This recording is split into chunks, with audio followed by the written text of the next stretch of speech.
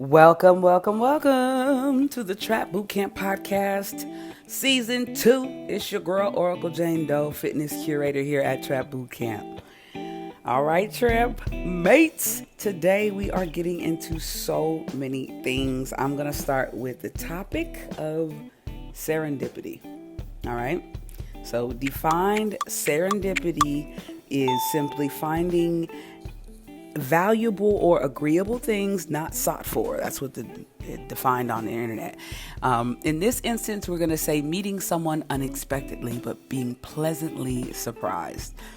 For the sake of yin and yang and simply learning new shit, the opposite of serendipity is zemblanity. Both weird words, but 2020 is zemblanity. It's a new word I just learned, and it means making unhappy, unlucky, and unexpected discoveries occurring by design. That kind of sounds like 2020 to me. Or effectively and unpleasantly surprising events. 2020 sounds like 2020 to me.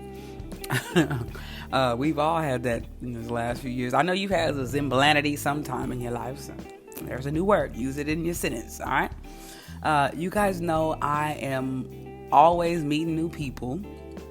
And before COVID hit, I met this guy by the name of David Barmon. And I'm going to be interviewing him on today's show. And this was an instance of true serendipity. And the title of today's episode is Sexy, Socially Responsible, Environmentally Sustainable, and Lumbersexual.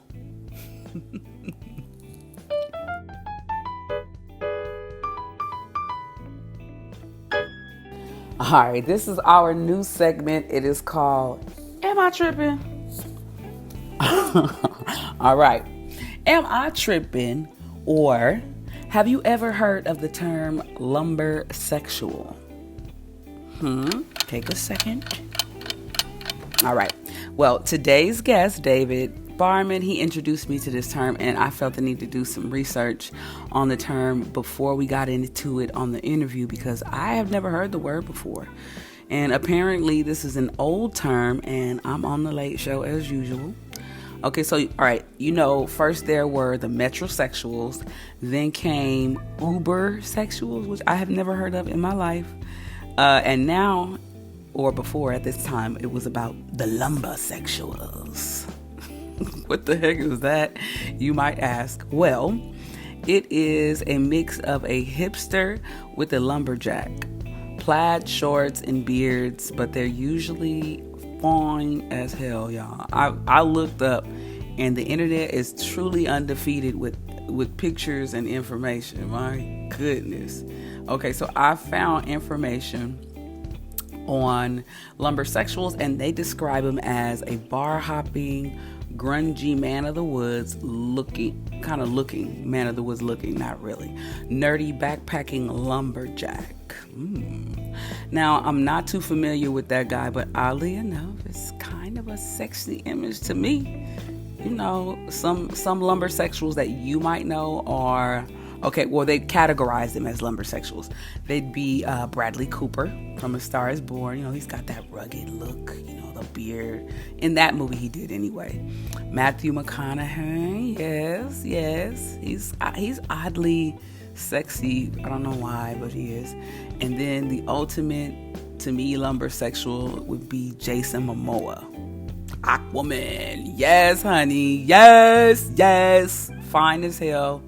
To me, anyway. I think my preference would be like a Jason Momoa type. So just note that I am an equal opportunity employer and I'm taking applications, y'all.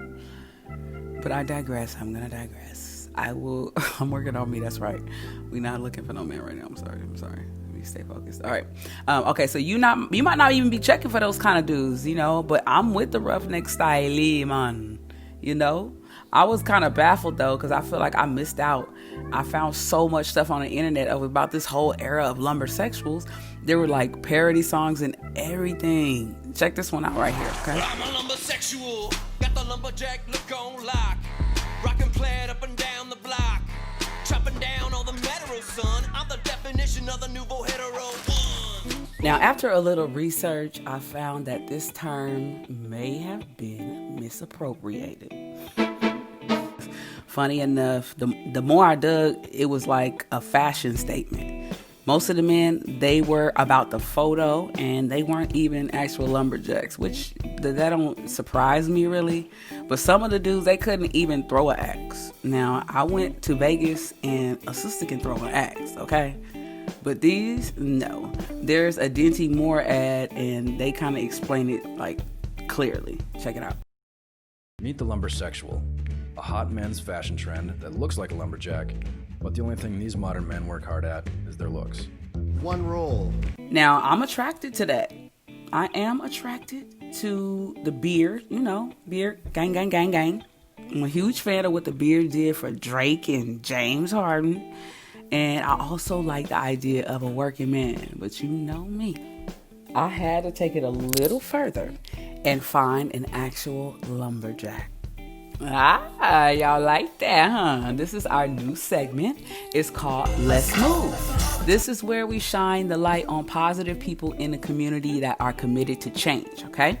So I have been noticing the terms socially responsible and environmentally sustainable had constantly been thrown around in the media. So when I met someone who actually lived by the standards, I knew I had to know more. David Barmon is the gentleman that I met. He is the creator of the Urban Lumber Project and the co-creator of Double Cobra Milling. He also has a TED Talk, which I didn't even know when I met him. After we spoke, he introduced me to it, and it is about reforesting the planet. He's doing amazing things in this community, and I thought it'd be great to shine the light on him so you guys can learn a little bit more about his project. There's something dynamic that happens when extroverted creators find time and opportunity to transfer energy. So many things happen. I met him a few years ago, and he's been a supportive person on social media, and I felt the need to collaborate with him and do an episode this season. So we are shining the light on his positivity. He actually reached out to me because I had a Kickstarter project up a little while ago, and I asked him to be on the show. So he's here to share some information with you guys. Urban lumber. I'm going to say lumberjack, okay? So urban lumberjack, right? All right. Think of this. All right. So this is my 46-year-old sexually deprived, mind. And this is how I see the urban lumberjack. All right. A tall guy in a flannel with a dark red beanie, some Levi's, a dusty pair of Timberlands with an axe over his back, ready to eat a hot plate of homemade flapjacks. Don't you think that sounds so hot, ladies? That's a sexy image, don't you think? David, I think, your wife would probably be like, yeah, that's right. That's my husband. I need her okay for that. I need her to be like, yes, that's my man. Yes. All right.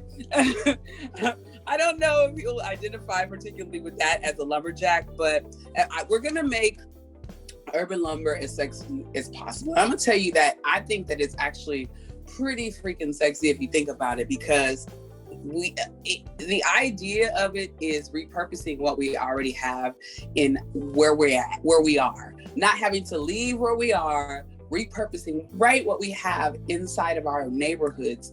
And I think you have a passion. It's reforesting the planet. So that's sexy, in this day and age, a man that wants to work hard, that's sexy as hell. So boom, David, you just got the best intro ever.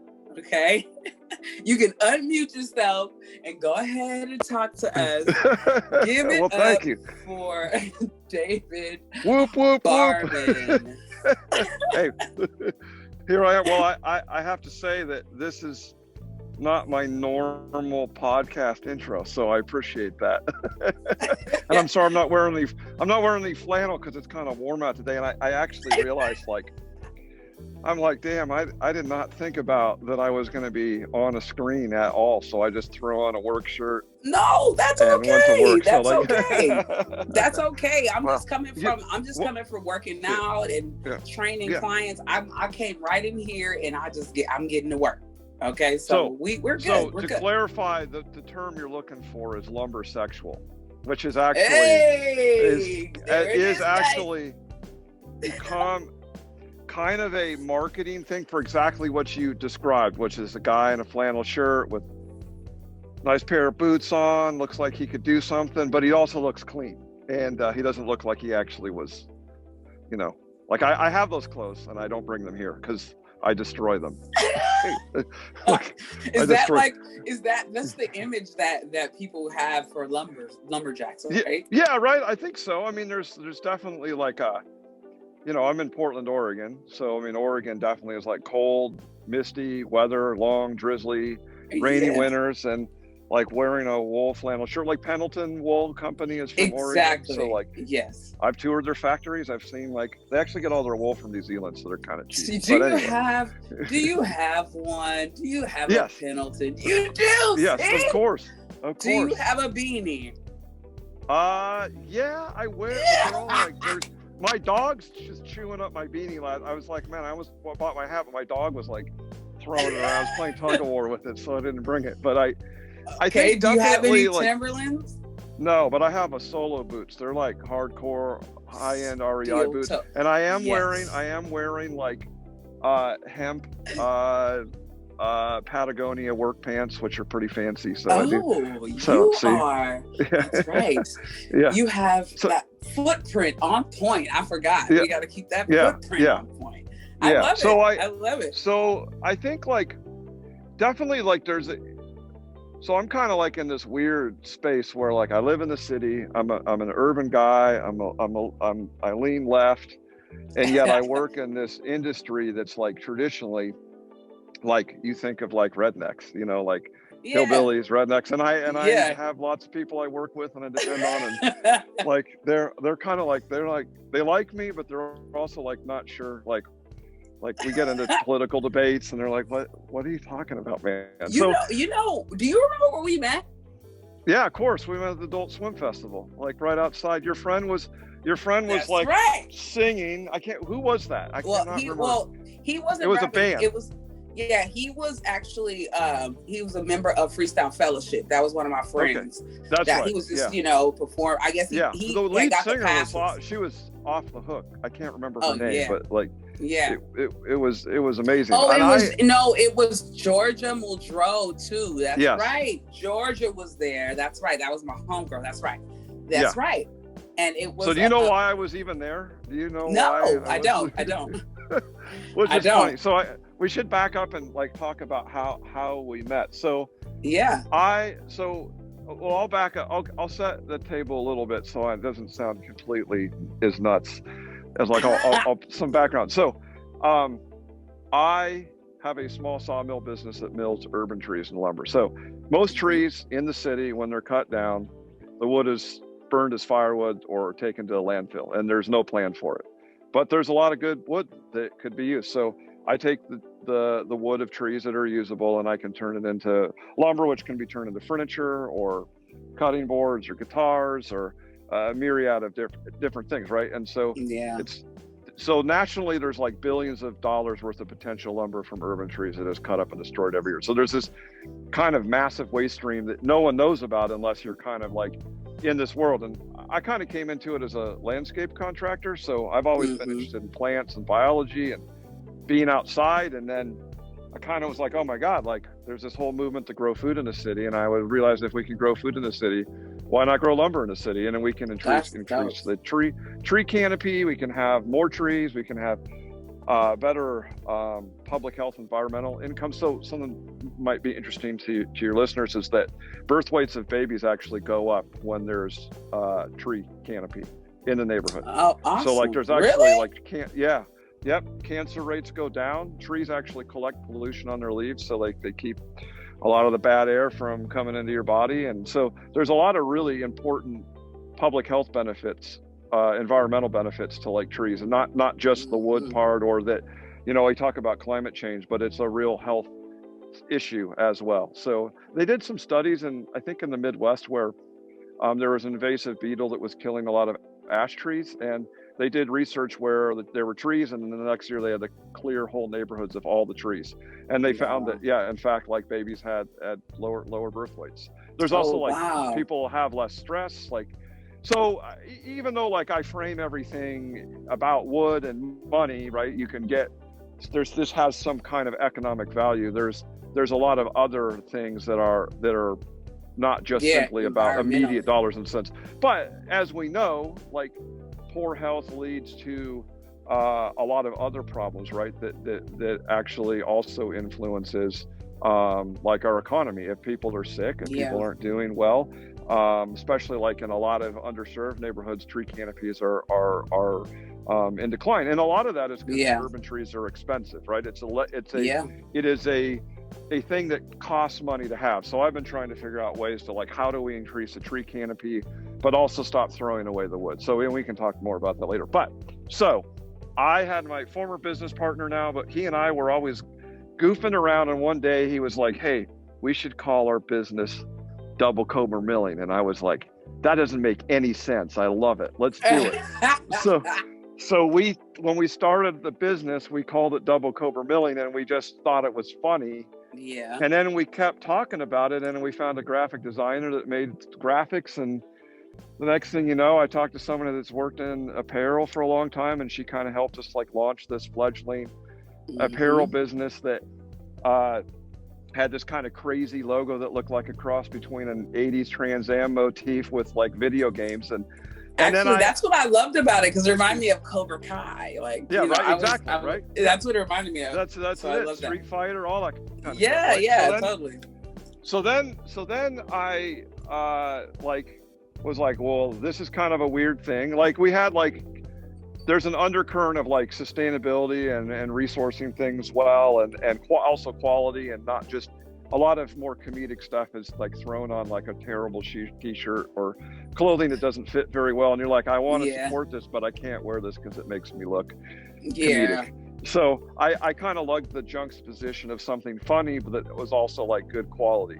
So anyway, I was like, well, where am I gonna promote this? What am I into? And so kind of my underlying thing is, like, I really like comedy. I've failed at stand-up a few times. Like, I've oh wow, really? I knew you had something. I was gonna ask you that. Yeah, we can get into that. Yeah, but I think it's also, like, an important part of my life story about that. Like, it's good to fail at things. But anyway, so then I went down to, I noticed, like, Adult Swim was having this like, outdoor thing in LA. There was all of these acts. I'm pretty familiar with a lot of their folks that are on their network. And so I saw there's a couple of comedians that I wanted to reach out to. And so I bought a ticket and got a little Airbnb in Boyle Heights in the hood. And like, I went there, and I just brought shirts, and just kind of was, like, probably the only weird person trying to network, like I was at the conference. Yeah, and everybody else was. It was so crazy because we just bumped into each other, I think. We bumped into each other, and you were like, hey. I was just standing there, and I just started talking to you, and then I was like, yeah, I got these shirts, and you were like, that's really cool. And honestly, like, that's what I really liked about you, is you were, like, open. You were open about, like, I don't know what this is, and I don't know who this guy is, but, like, you were interested in having a conversation, and I think that's a really important value about being successful, is being open to something and not knowing where it's going to go. And so I think, like, that's what I call the power in serendipity, which is, like, we all go through life having we just randomly go places that we aren't expecting to go. And I think if you're someone who acknowledges the intent that you have interest in doing something, when opportunities present themselves, because you've acknowledged that, when you meet something random that it doesn't necessarily wasn't the thing you were looking for, but you're like, oh, that makes sense to me. Yes, That you're able to take that up and make it part of what you had going on in your life. So you were like, and that's, yeah, what the heck's this? important, because at the time, right when I met you, I was just starting trap boot camp, and I was like really looking for sponsors, and I was always, whenever I spoke to some, I was always talking about, hey, you know, I'm starting this thing and it's called trap boot camp, and like I try to get people excited about it. And you were like, hey, okay, cool. I was like, well, maybe you can send me some shirts to give away as a sponsor. And it just kind of worked out for both of us. And, you know, later on down the line, I think it was just like you on Instagram, you liking and then like sending me information. It was just kind of like that type of stuff. Like, you know, it's always weird on these websites when you meet somebody in person, it's great because it's impersonal. But when you meet somebody online, it's different, because if they start sending you shit, you're like, oh, okay, what is this person trying to do? And that's what I liked about you. You were like, look, let me just let you know, I am a married man, I have a family, and I am not trying to like get in your face or anything like that, because I've had some weirdos, you know. No, but I've never heard of this happening. I've never heard of that happening from women. Oh, right, exactly. Well, you know, you might know this. We can talk about it later, but I was a flight attendant for 8 years, so. Oh yeah, we will talk about that. Yeah. So anyway, as far as like dudes and all that, so you know, I was happy to know that, you know, it was you were like, hey, I'll mentor you and give you information because you believed in the ideas that I was putting up. And I think, you know, with me, I'm always just sometimes arbitrarily, I can't piss in the wind, but pissing in the wind. You know what I'm saying? Yeah. Like, I'm always just like, I have an idea and I put it up. I'm learning now to plan. And when I spoke to you, it was something like, you were like, no, your campaign was really good. It's just like, you know, you just need to take a little more time on it. And and that's how I felt about it, you know? And it was kind of like, I didn't see, I know you're popping out, it's okay. But I didn't see that the fact that, you know, it was going to be such a big thing, because I was in all my worlds, doing all my things. And then I was like, oh, doing this on the side every 20 minutes, 30 minutes on the day. But I realized once I got into it and I went online and I started researching, I was like, you know, I didn't put enough into this. Like, I didn't let people know ahead of time. I didn't take the steps. I'm always thinking, like, just because I feel a certain way about something, it's going to go up. And that's just not how it is every time, you know? And I realized I've learned the hard way. I mean, I've had to. I mean, I had to do a few events, you know, with Trap Boot Camp. And literally, like, my first 4 events, I just did them. Like, I had the money, I got the sponsorship, and I was like, let's do it. I didn't think about saving money or anything. I didn't even think about making money. I wasn't worried about making money. I was just going like, for it. I got some money. Hey, do you do paperwork? Hey, I'm gonna give you $50. Hey, you do flyers? I'm gonna give you $100. I just want to give away my damn money. And that's what happened. I gave away my money, and a lot of the time I was not satisfied with the work that people were doing. But I was so happy that you, not knowing me and me not knowing you, you were, hey, yeah, sure, I'll send you some shirts. And I took a few pictures and posted them. Like, yeah, I know, that was awesome. It was cool. I can't tell you like how cool that was for me to be. Like, obviously, like, my daily life is like, I'm not talking to you. So it was really cool to see somebody else take something that I helped co-create and kind of make it their own thing. And I mean, that was, I think if you make something, I know you had a little sweat spot cut out there. So like, and I remember, like, I don't know what you call that. I don't know if that's the correct. No, it was just like a little thing, you know, but that is, but you know, it was a thing at the time. Well, it still is, like, where ladies, we cut out the neck because we just want you to see some skin somewhere. You know? Yeah, there you go.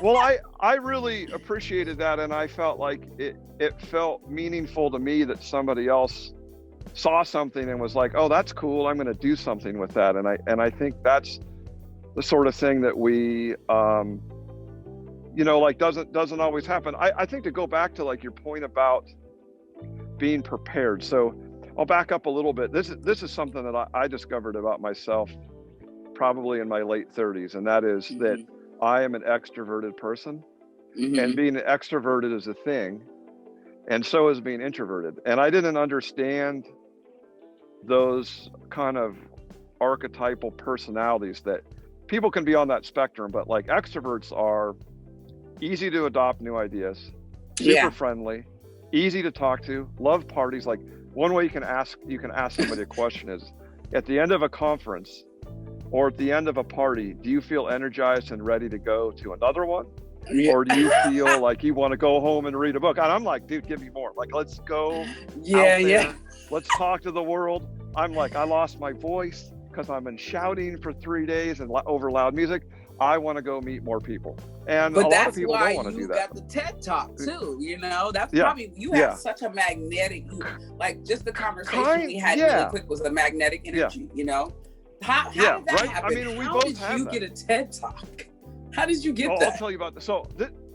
That ties into this thing about like, so I'll finish this thing about introverts and extroverts because I think it's really important. And like, I feel like, so what everybody in my life that surrounds me is introverted, and I didn't understand why, because there's yin and yang, right? And they're always like, so introverts tend to be very cautious, and they're not gonna race across the room to go shake hands. They're gonna feel like that's very superficial.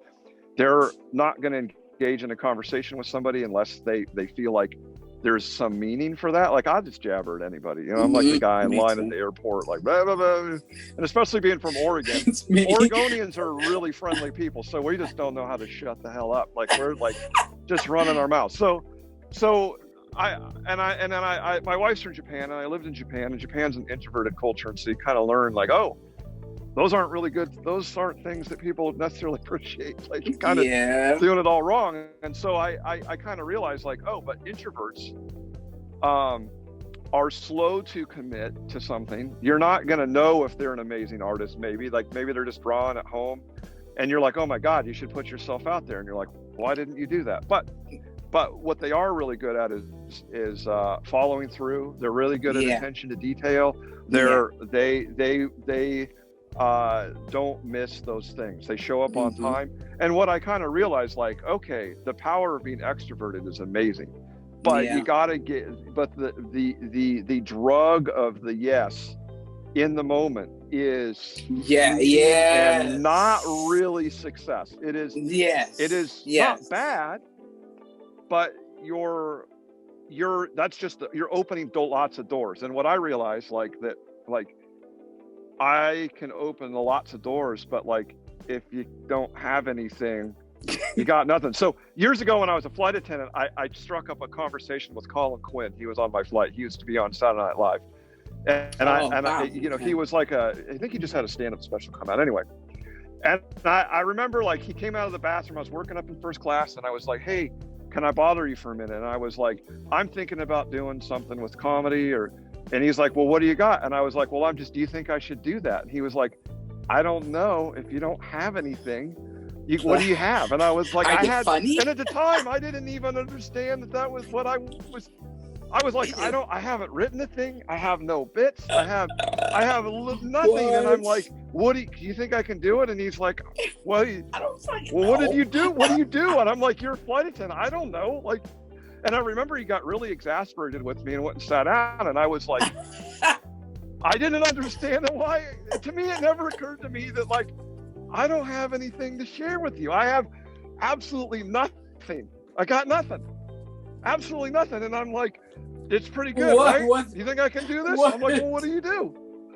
And I think that's the thing where it wasn't until years later that I kind of realized like, oh shit, I have to do a lot. Like you can't just, and I think that's the thing, especially with social media, sometimes you see like this hustle, or you see someone that's successful and they're doing it. And what you don't see is like hours and hours and hours and hours of really, really hard work and a whole team of people and lots of folks that you don't even know that they exist. And it's all about consistency and hard work. And so the trick in all of this is to find that happy medium, and either to share try to find somebody to partner with that doesn't have your personality but wants to do the same thing. That you guys can kind of like partner in a way, or that you also just realize like, hey, I wrote a manuscript for a book that I'm working on, and like it's like 130 pages long, and I had to sit down and write it, and I'd much rather jabber and talk and go inspire people, but the thing is, it's like that is, you got shit until you have something real, and so you have to do a lot of hard work, and there's just no shortcuts. Life is hard, and then you die, and so and like, that's the thing. You know, that's it. That's the deal. That's the thing, and that's what I'm learning. I'm learning so much of, like, you know, every creative, like, I don't know if it's even a goal as a creative to get. Well, we do want acknowledgement. Of course we want acknowledgement. But it's actually sometimes I think it's just like mechanical. Like I just keep wanting, I create and I move on. Yeah. Like I don't even take time to relish in the fact that I created something beautiful. I'm like, cool. All right, what are we doing tomorrow? Like, I'm always on to the next because you're like shit. me. Like, that's why we were at Adult Swim Festival jabbering at each other. Like, dude, you got shirts? You work out? Fuck yeah, let's do this now. Because it's fun, and I still love that, and there's nothing wrong with that. And I think sometimes people will try and say you shouldn't be open and friendly, and I wholeheartedly disagree with that. So I think I think people should celebrate their personality and be like, there's nothing wrong with any of those things, but it's also important to know like when to shine and when to like just be like, hey, I gotta hunker down, and I gotta do this, and I gotta work hard. I also have a small landscape construction business, and in the past I did a lot of stone work, and I had a buddy of mine that's an amazing stonemason, super strong guy, and he was telling me when he was 16, he was doing hard work, and he told his boss, like, you know, I just don't feel like doing this right now. And his boss got in his face, and he's like, it doesn't matter how you feel, you do it until it gets done. And I think construction in a way really molded me, that it's just like, I think in the modern world, it's easy to just zip off to the next thing. And in reality, it's like the people that win and the people that do well, like if you look at the recent Michael Jordan documentary, or like anything, like you look at Ruth Bader Ginsburg, she was trying cases in the 60s. So it's like hustling for a long time before she got to the Supreme Court. Then she was on the court for a long time, and she like worked really, really hard. And so she wasn't notorious RGB, because she wrote a paragraph, like she grounded out for like decades and decades. And I think that's the thing to remember, is like, it's just hard work. Starting off with Trap Boot Camp and starting off with one of the best trainers, Kawana, really changed my life. I was really overweight after I graduated grad school and was not active at all, and I knew it was time to make a lifestyle change. So I met Kawana and started training with her, and now it's been almost 5 years since then, and it has been one of the best experiences ever, because I know that she has not only been my trainer, but she has also become one of my really good friends, and she also motivates me, helps me feel confident about myself, and I've lost a ton of weight since then, and now fitness and eating healthy, eating clean has become a lifestyle. It's not a diet or something temporary, but it has become a part of my life. So ever since then, I don't think I can like even imagine my life before Trap Boot Camp, because Trap Boot Camp has really helped inspire me, inspire others, and Kawana has done the best of the best for her clients at all times, especially during this pandemic. If it wasn't in person, we'd be training with masks. She'd come to my house and train me one-on-one personal training. We'd go hiking. We have Zoom sessions. So there's never any excuse not to train. Thank you to Trap Boot Camp for all the opportunities, for all the classes, and for helping me change my life.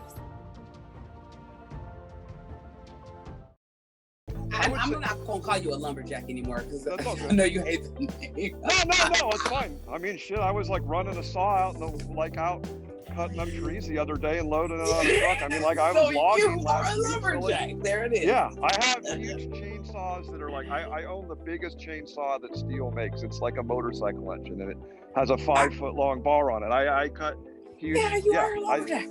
Yeah, you are. Yeah, but I'm more of I've a heard mill. I have a mill, so I'm doing less of the actual logging. So I'm not, or tree. Well, you would say tree work in the city. People get freaked out when you call an arborist a logger, because the loggers are cutting down trees to send to a mill, whereas tree work is a lot of it's like the tree is sick or maybe just needs to be pruned. So just like aesthetics and like there's a whole, there are similar worlds, but there's a lot of differences. And loggers cut trees down from the base. Tree arborists are like amazing climbers, and like they climb up into crazy, up like 150 feet in the air with a chainsaw. And they're like, that's some crazy stuff. So, I've seen a guy climb up a palm tree and cut the top of the palm tree off. You saw that too? That was like trending. Like, that was what crazy. the heck was that? I don't know. That looked insane to me. I'm like, that did look insane. The way it fell too, I was like, I don't know how safe that was, but he was just swaying with it. Made a great video.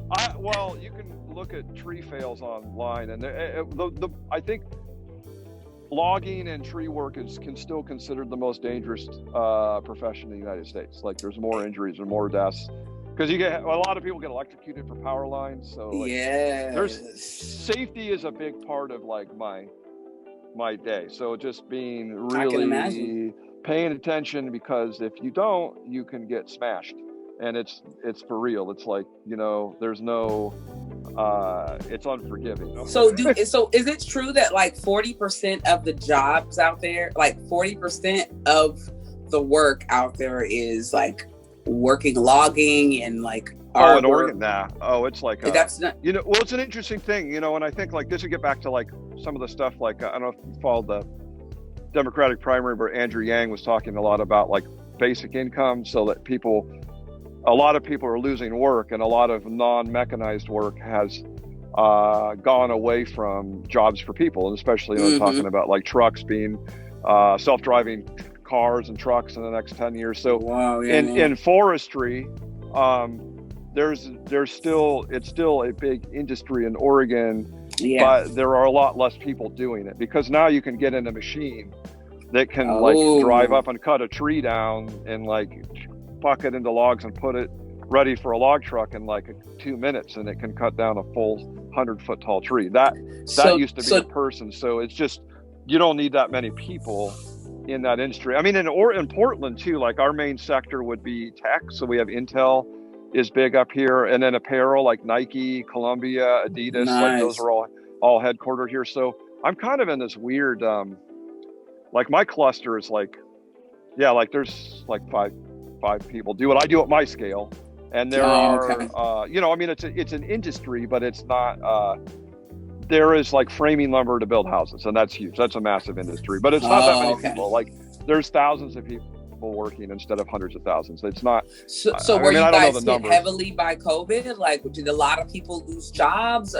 Is the industry kind of a little bit? Like, I mean, my stuff's all outside, and like I have one part-time guy, so like I had some of my customers like shut down for a little bit, so I was kind of like, oh shit, I guess this is like 2008 2009 all over again. I was like, this will be fun. I just started this time around, at least I kind of a little older and wiser and had a better idea of how to manage that. So I kind of just started, like, I called my bank. I started like trying to figure out how to like move any money around, or like what am I going to sell? Am I going to close things down, or like what, you just start thinking like pretty quickly, like, okay, I need to make some major financial decisions about a lot of things so that I can stay in my house and all that. And luckily, like, everything kind of bounced back after a few months, and it's a lot of people want home desks. There's a lot of people are bored. People have money, not me, but other people. So I hear you. I feel like I'm still getting calls, and people are wanting to make things and buy things. So like overall, it's like it's going pretty well. I think as a creative, we all have a common ground, and I think that is, as we said, hard work. I think it's determination. So what are some of the other personal mantra, like pillars to your own personal mantra that you use like throughout the day? I just feel joy for every day that I get to do something I want to do, and I feel really grateful for that. And I think that's, I just know, like, I also visited industrial sweatshops in the Philippines years ago. I saw Interviewed workers. Yeah. And I just felt, I just feel really grateful. Like even like traffic in LA is a godsend compared to traffic in Manila. And I think that's the thing, we can get into our own world of like things going on, and definitely like suffering is real and people have real struggles and real trauma. And I wouldn't want to make light of any of that. But at the same time, like every day that we get to say who, you know, to define ourselves and to be creative, or to like make decisions or appreciate the things we do have, like, and I'm saying that as like, you know, like I know what it's like to be hungry. I know what it's like to be in foster care and not have enough food to eat, you know, and lay up all night because there's no food. And I obviously I'm breezing over a whole bunch of, that's a whole other podcast. Oh, there's a life hack. I got one. He's really got a life hack. Life hack one. If you're, let's go. If I'm really mad about something, I'll write an email to somebody and I don't send it. And then I read it the next day and I'm like, thank God I didn't send that, because that was going to be not so good. And I think I like that.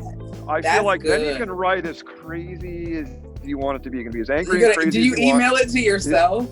No, I just keep it saved, and then I'm just like, don't touch the send button. Yeah, because you might send it on. Because you're like, oh boy, like, because then you're like, and I've done that a few times, and like, I think that's really helped. So I think like just being appreciative of like every day, and I think like living in the moment, and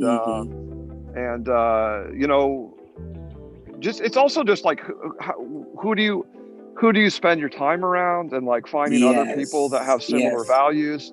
I'm learning now in my the older I get, you know, like I have a lot of clients. We're all ethnicities, all types of people. And when I was younger, I would always be like, oh, you know, certain things, oh, white people can't jump, certain things like that. But you know, I don't. As I get older, you know, we are all the same. We just got a, you know, chocolate little flair. We got a little chocolate people got a little flair to everything. Right. We pop our collars on everything. And you guys might be a little stiff with it, but you know, we all the same. We run the same blood is running through us, and I think that's so important. I think that's the connection that we have, and I think we connect on a level of creativity, a level of energy that is so positive. And I'm so happy that we met when I was in a place where I you know, I lose a lot of faith in myself sometimes. I know I'm creative, but I know I just start doing too much stuff.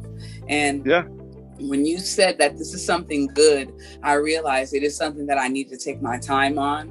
And it was very, very helpful. I'm thankful for you. I'm thankful for, you know, that energy that you've provided for me.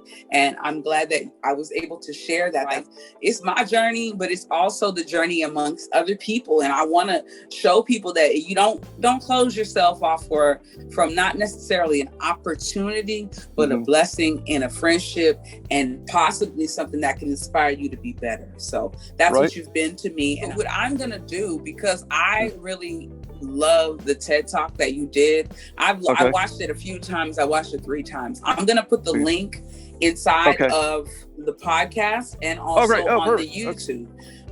Because I want you guys to know that the information that he's giving out on here is very, very vital information out. And I told you, we have made a way. We found a way to make it sexy today, but in order for it to be even more sexy, you gotta look into it and find out information. I'll hook you up with my friends in LA too. That Angel City Lumber. They're just outside downtown, and they do the same kind of work. So they actually do the same thing as me, and they get city trees from around Los Angeles, and they turn them into all kinds of cool things. So awesome. When you said cutting board, I was like, maybe you need to send me a cutting board. Oh, don't worry, it's on the list. It's on the list. I'm getting the run of them made right now. So yes, yeah. man, I'm with it. Give me one of those nice cutting boards for sure. There we go. Yes, thank you so much for being on the show. I'm so thankful for your presence and your energy today. And Trap Mates, I will put more information. Where can they find you on Instagram, and where are you located online? I am on Instagram at Epilogue LLC. If you really want to nerd out on wood. If you want more comedy and crazy stuff, at Double Cobra Milling. Yes. And I think, let's see, what else? Facebook, Dave Barmon, if you want to. I don't post a lot of stuff on there, but I respond to stuff there as well. And I'm also on Twitter at David Barmon, and I barely put anything on there. So check it out. Well, you better You're start gonna getting busy because, like, my show is going to blow up. I know. And I'm behind. You need to go post that picture of you with the flannel and the beanie and the Timberland. I have a video of this guy doing the lumberjack thing. He was doing some pull-ups, guys. He was trying to battle me on the pull-ups, but I didn't have anywhere to do the pull-ups. But hey, so we got you on the fitness. You will be in the promo. So hey, and I got a nice get ready. I've got a coronavirus haircut in that pull-up video. Yes, so you that's do. Solid. It's like, that's right. Yeah, I'm growing it back out. I decided to give myself a mohawk, a pink mohawk. So I'm growing it out. But I had to shoot my TikTok video. So it's for a day. No, we need the hat, dude. Get the dad hat and keep it moving. No pink mohawks. I thought that's a midlife crisis. That's what you're supposed to do. Just get a red Corvette, dude. That'll be good. Get a red Corvette. I have a giant truck. I have a giant flatbed truck. That's not the same. That's not. No, not at all. Two-seater. Okay. Two-seater. All right, man. Thank you so much for being on the podcast. I really appreciate your presence again. All right, Thanks man. for Take care. Me. You're awesome. You're welcome. Take care. All right. Bye-bye.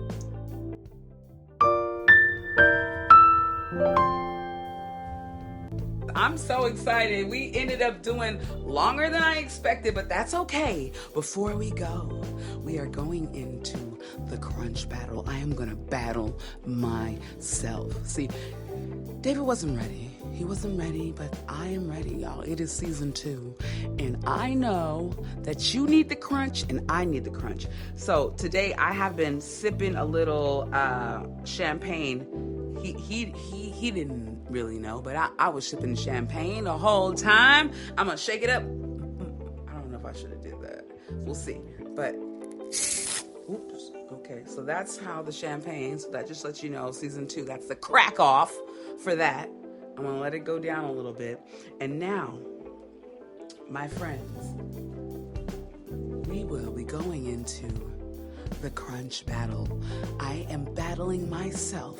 Season 1. The crunch battle against me.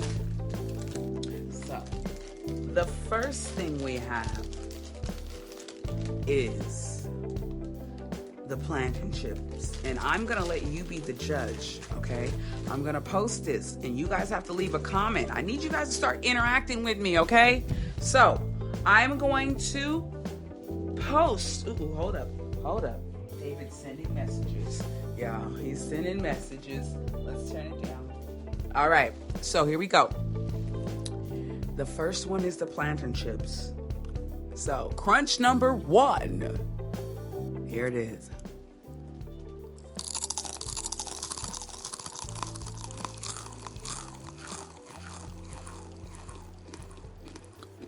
Crunch number 1 is the plantain chips. You tell me what you think.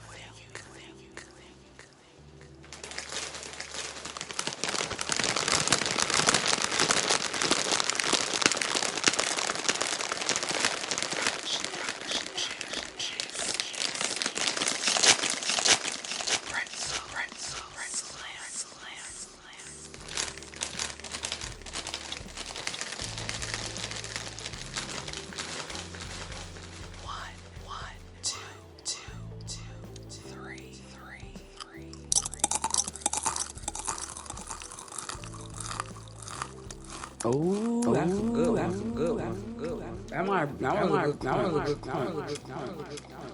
I'm sorry.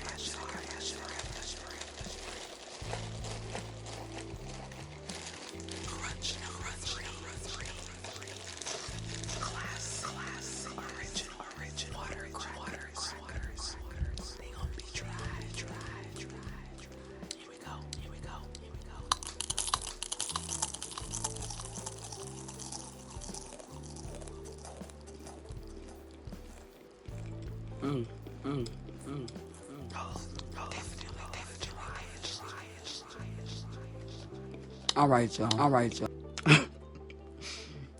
I did my crunch battle against myself. I think the winner today, drum roll, the winner is the pretzel slims. We are gonna do the second part of that. Here is the winner for the live battle. Okay, I'm gonna tell my next person to bring their own crunch. This will be what we use. So hopefully they won't watch the episode. But listen, here we go.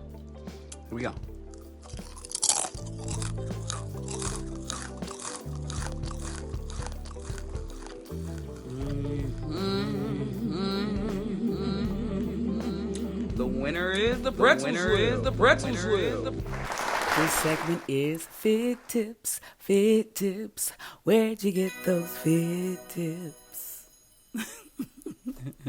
You know, this is a podcast. I am a trainer. I need to tell you something about fitness, right? Fitness tips of the week. All right, if you are starting a new fitness program, remember not to overcommit or overperform. Choose a program 2 to 3 days a week.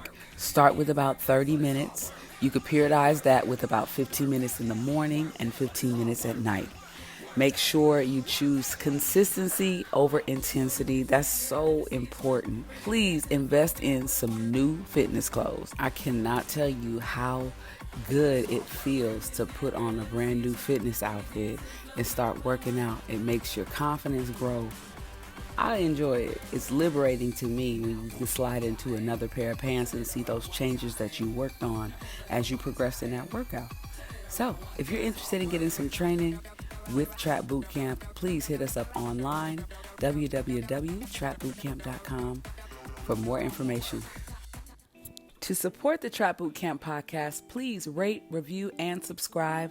Leave a message on our Anchor page. We'd love to hear from you. Follow us on all social media platforms and share if you got the time.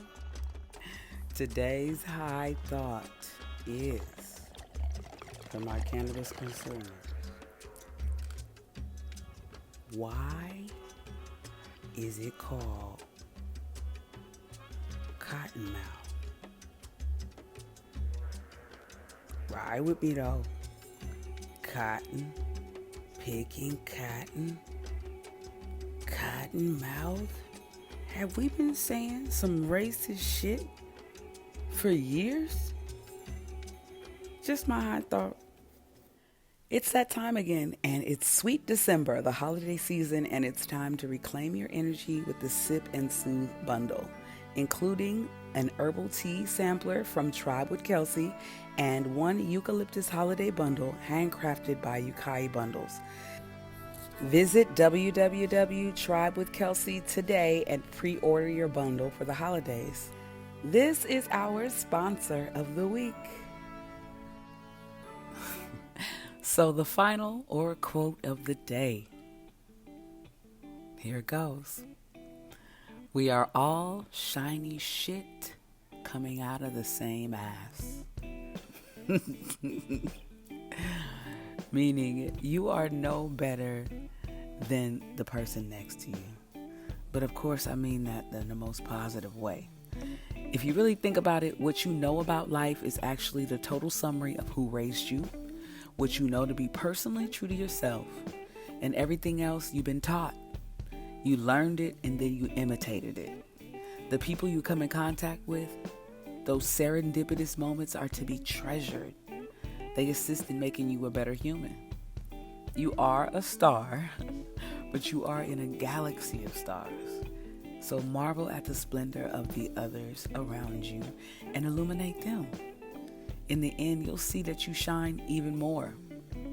My quote, of course, is for comic relief, but you're not a piece of shit, okay? You are the shit. You are magical. You are beautiful. You are confident. And you are getting better and better every day.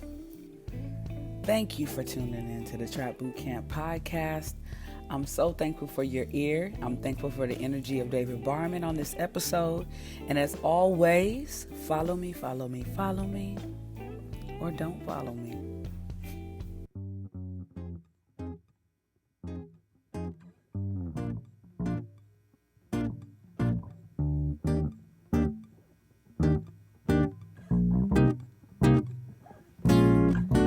Just laying here in the sun, feeling the vibes, I'm the one. I'm so beautiful, I'm so glorious. You ain't never seen a girl like me. Laying here, sipping on a margarita, feeling the vibes, yeah, yeah. I'm fancy free, not a care in the world. I'm who I wanna be, so you can't tell me nothing, 'cause I'm the shit, yeah. You can't tell me nothing, 'cause I'm the shit, yeah. Got my big old glasses, my yellow polka dot bikini on, y'all. Not a care in the world, not a care, no, 'cause I'm